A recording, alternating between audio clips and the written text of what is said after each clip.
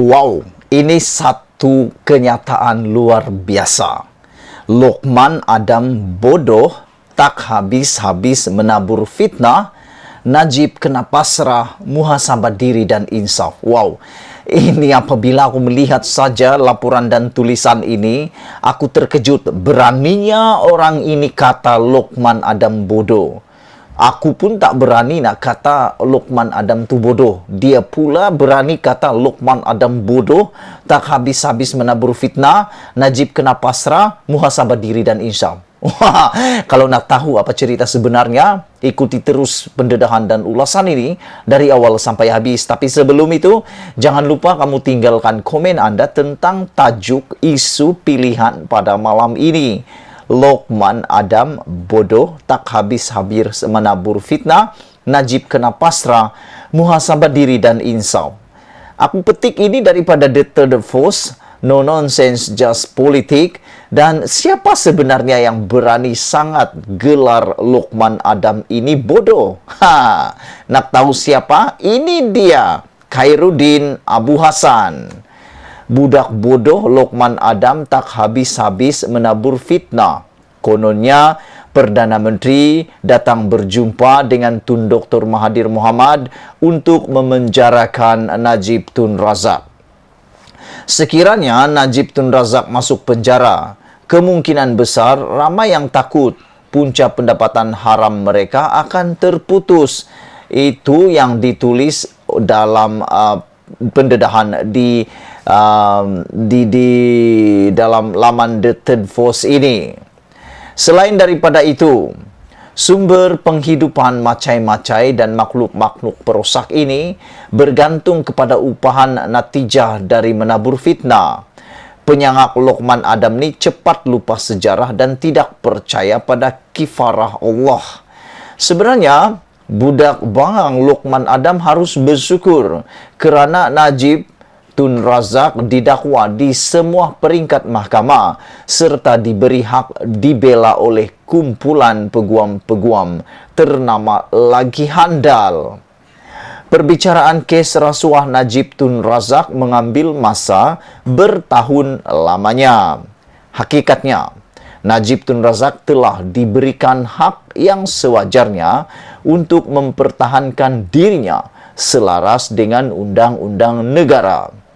Namun, Najib Tun Razak bersama penyokong-penyokongnya yang berotak udang tidak boleh terima hakikat bahawa bukti kesalahan jenayahnya terlalu kukuh. Tidak ada mana-mana pihak dalam dunia ini boleh membebaskan Najib Tun Razak dari pendakwaan kes jenayah kerana bukti-bukti amat sahih. Saya pada tahun 2015 tidak diberi sebarang hak untuk mempertahankan diri langsung. Setelah saya terbang ke Singapura, Hong Kong, Perancis, Switzerland, United Kingdom dan membuat laporan kes skandal 1MDB kepada ibu pejabat CIA di New York demi untuk menyelamatkan khazanah kerajaan serta duit rakyat dari terus disamun oleh Najib Razak dan penyangak Jolo, kerajaan kleptokrasi terus menangkap dan mendakwa saya di bawah Akta Sosma.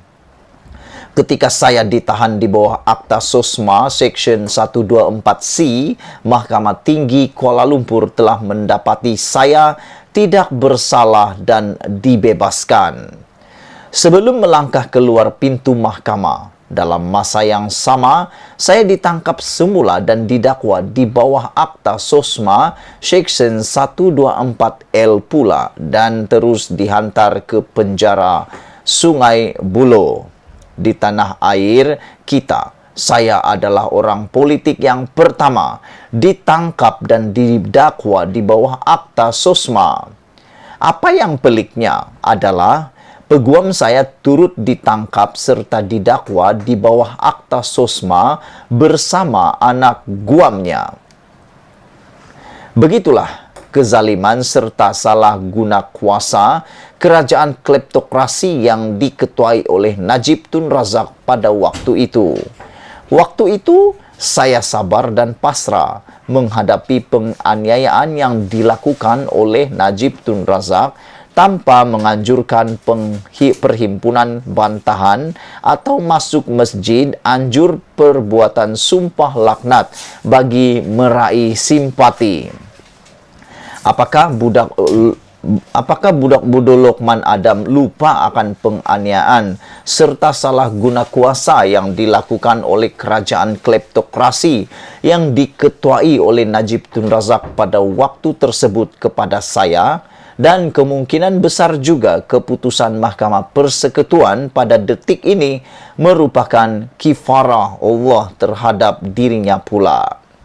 Sehingga kini saya terima hakikat bahawa inilah harga mahal yang terpaksa dibayar demi perjuangan untuk menegakkan kebenaran bagi menyelamatkan bangsa serta negara.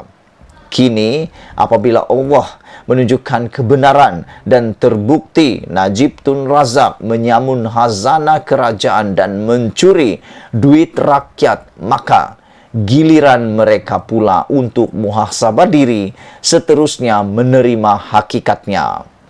Apabila Najib Tun Razak melakukan kesalahan jenayah, maka pada hari ini beliau kena terimalah padanya dengan hati yang terbuka di atas segala bentuk kesalahannya yang sengaja dilakukan atas dasar ketamakan duniawi. Bak kata pepatah orang tua-tua, berani buat, berani tanggung. Janganlah bersikap bacul di waktu memegang tampuk kekuasaan dan menyalahguna kuasa pada waktu itu. Najib Tun Razak hanya mendabik dadanya, tetapi kini cuba hendak mencari publicity murahan bagi menagih simpati. Sekarang, bila ditangkap serta didakwa dan terbukti kesalahannya, Najib Tun Razak serta pengikut-pengikut takzubnya tidak boleh terima hakikatnya. Di kamar mahkamah mengakui terima duit haram dan menggunakannya, tetapi masuk ke masjid melafaz kalimah sumpah laknat menafikan apa yang beliau mengaku di mahkamah.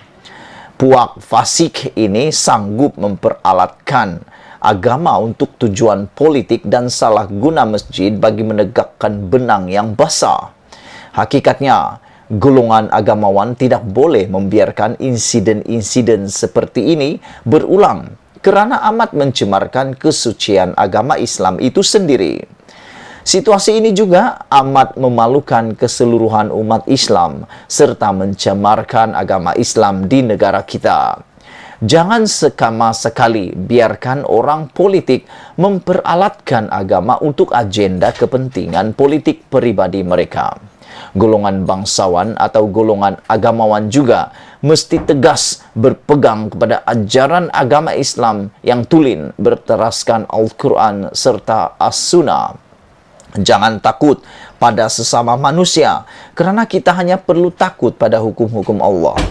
Apapun sebagai hamba Allah, saya amat simpati dengan nasib yang sedang menimpa Najib Tun Razak. Tetapi dalam masa yang sama, beliau kena pasrah serta mengakui segala bentuk kesilapannya dan laluilah proses undang-undang negara yang amat adil serta seksama ini secara tenang. Seperti mana yang saya nyatakan dahulu. Saya difitnah kononnya cuba sabotaj sistem perbankan dan ekonomi negara ketika membuat laporan di luar negara mengenai kehilangan berbilion ringgit dana syarikat 1MDB. Namun, saya amat tenang menghadapi hukuman, dimasukkan ke lokap selama 2 minggu, seterusnya dipenjarakan selama 2 bulan. Janganlah bila orang lain dihukum, kita berkata semuanya adil. Tetapi bila jatuh ke batang hidung sendiri, kita mentohmah itu sebagai tidak adil. Tiada siapa di muka alam ini yang menganiayai Najib Tun Razak, kecuali beliau yang menganiayai dirinya sendiri. Sesungguhnya, saya berdoa, Najib Tun Razak tenang menghadapi hukumannya di peringkat duniawi, belum lagi pun perbicaraan di padang mahsyar kelak. Sebagai orang Islam, kita jangan bersikap menyorak gembira dengan proses hukuman yang sedang menimpa Najib Tun Razak. Tetapi sama-samalah kita berdoa agar beliau insaf, seterusnya mengakui segala pengkhianatannya terhadap bangsa dan negara. Pengkhianatan Najib Tun Razak kepada bangsa, negara dan agama tidak boleh dimaafkan sama sekali. Pada hari ini, saya bersyukur kehadirat Allah kerana telah menunjukkan kebenaran di atas segala kemungkaran Najib, dan semoga Najib benar-benar insaf di atas segala kesalahan besarnya. Keseluruhan rakyat Malaysia juga ingin mendapatkan keadilan agar semua pihak yang bersekongkol dengan Najib pada waktu itu harus menerima hukuman yang setimpalnya. Contohnya, mantan Peguam Negara Tan Sri Apandi Ali menyatakan tiada kes jenayah terhadap Najib Tun Razak ketika itu. Mantan Ketua Polis Negara Tan Sri Khalid Abu Bakar juga memfitnah saya cuba mensabotaj sistem perbankan dan ekonomi negara bila membuat laporan-laporan kepada pihak berkuasa penguatkuasaan undang-undang di luar negara pada tahun 2015. Ketua Pesuruh Jaya SPRM masa kini Tan Sri Azam Baki mengesahkan kononnya dana RM 2.6 bilion didermakan oleh Keradat Diraja Arab Saudi.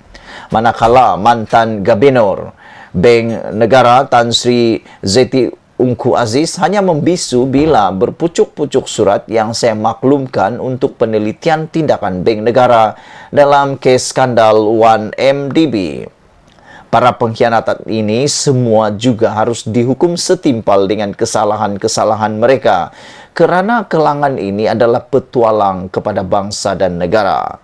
Akhir kalam, saya bersyukur kehadirat Allah kerana pada hari ini telah menunjukkan kebenaran di atas perjuangan kami untuk menegakkan kebenaran serta menyelamatkan tanah air yang disayangi ini. Sesungguhnya, Tun Dr. Mahathir Mohamad tidak pernah menipu dalam mana-mana perjuangan untuk menegakkan kebenaran demi menyelamatkan bangsa serta negara.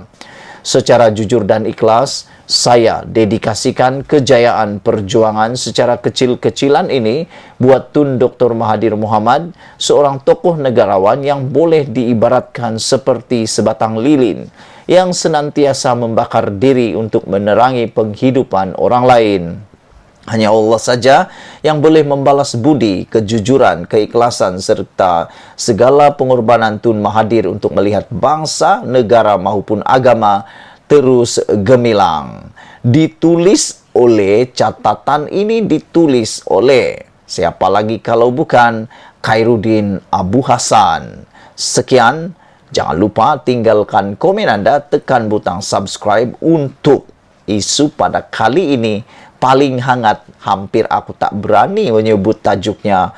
Lokman Adam Bodoh tak habis-habis berfitnah, Najib kena pasrah, muhasabah diri dan insaf. Sekian dulu Malaysia kita punya, kita jaga sama-sama, cintai Malaysia. Kita jumpa lagi, bye-bye.